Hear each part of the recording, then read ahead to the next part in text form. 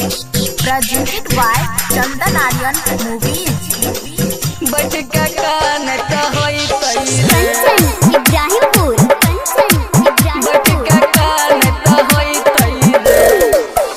दुआरा पापा जाते निया लागत है तैरे कि मरुआ बनत है तैरे कि हमरा याद करके जान हमर प्राण की अंगना में कानत है तैरे कि हमरा याद करके जान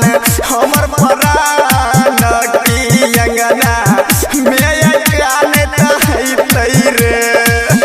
गोरे गोरे हाथ में मेहंदिया लागत है तैरे कि सब कोई नाचत है तैरे कि हमारा याद करके पगली हमारा जाना की वसरा बटका कान तो होई तैरे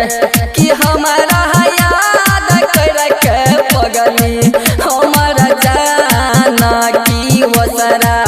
बटका कान तो होई तैरे इब्राहिमपुर बटका कान तो होई तैरे बटका कान तो होई तैरे भेलै मैं टकोरबा आई बराती आई तैरे कि दुआरा सफारी लगत रे कि हमरा याद करके जान हमर प्राण की ओसरा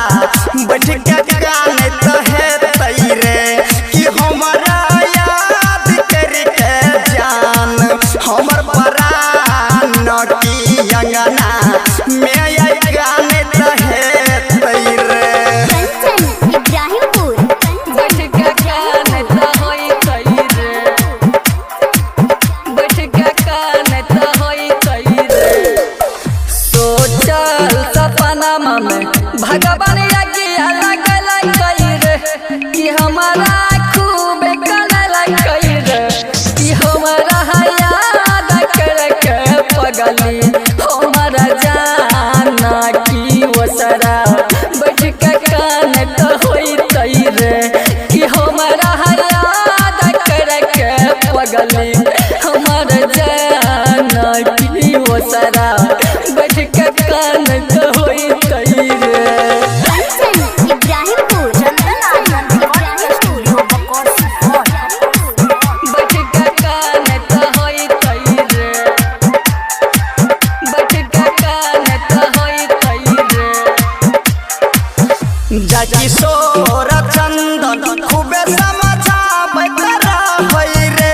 कि संजित गुड्डू मानै न रहै रे कि हमरा याद करके जान हमर प्राण की अंगना में कानत है तैरे कि हमरा रे याद करके जान हमर प्राण की ओसरा बटका कानत है तैरे गोरे गोरे हाथ में मेहंदिया लागत है तैरे